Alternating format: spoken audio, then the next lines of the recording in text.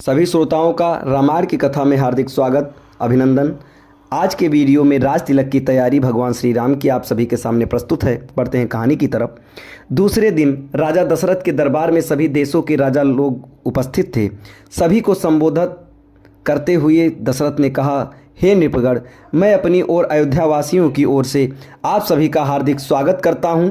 आपको ज्ञात ही है कि अयोध्या नगरी में अनेक पीढ़ियों से इक्ष्वाकु वंश का शासन चलता आ रहा है। इस परंपरा को निर्वाह करते हुए मैं अब अयोध्या का शासनभार अपने सभी प्रकार से योग्य, वीर, पराक्रमी, मेधावी, धर्मपरायण और नीति निपुण ज्येष्ठ पुत्र राम को सौंपना चाहता हूँ। अपने शासनकाल में मैंने अपनी प्रजा को हर प्रकार से सुखी और संपन्न बनाने का प्रयास किया है। अब मैं वृद्ध हो गया हूं और इसी कारण से मैं प्रजा के कल्याण के लिए अधिक सक्रिय रूप से कार्य करने में स्वयं को असमर्थ पा रहा हूं। मुझे विश्वास है कि राम अपने कौशल और बुद्धिमत्ता से प्रजा को मुझसे भी अधिक सुखी रख सकेगा। अपने इस विचार को कार्यान्वित करने के लिए मैंने राज्य के ब्राह्मणों, विद्वानों एवं नीतियों से अनुमति ले ली है। वे सभी मेरे इस विचार से सहमत हैं और उन्हें विश्वास है कि राम शत्रुओं के आक्रमणों से भी देश की रक्षा करने में सक्षम है। राम में राजत्व के सभी गुण विद्यमान हैं। उनकी दृष्टि में राम अयोध्या का ही नहीं वरन तीनों लोकों का राजा होने की भी योग्यता रखता है।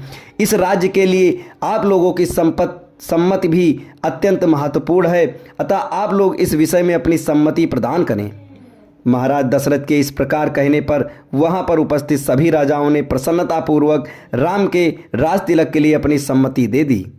राजा दशरथ ने कहा, आप लोगों की सम्मति पाकर मैं अत्यंत प्रसन्न हूँ, क्योंकि चैत्र मास जो सब मासों में श्रेष्ठ मधुमास कहलाता है चल रहा है। कल ही राम के राज तिलक के उत्सव का आयोजन किया जाए। मैं मुनिश्रेष्ठ वशिष्ठ जी से प्रार्थना करता हूँ कि वे राम के राज तिलक की तैयारी का प्रबंध करें। राजा दशरथ की प्रार्थना को स्वीकार करके राजगुरु वशिष्ठ जी ने संबंधित अधिकारियों को आज्ञा दी कि वे यथाशीघ्र स्वर्ण, रजत, उज्ज्वल माणिक्य, सुगंधित औषधियों, श्वेत सुगंधित युक्त मालाओं, लाजा, घृत, मधु, उत्तम वस्त्र आदि एकत्रित करने का प्रबंध करें। चतुरंगड़ी सेना को सुसज्जित रहने का आदेश दें।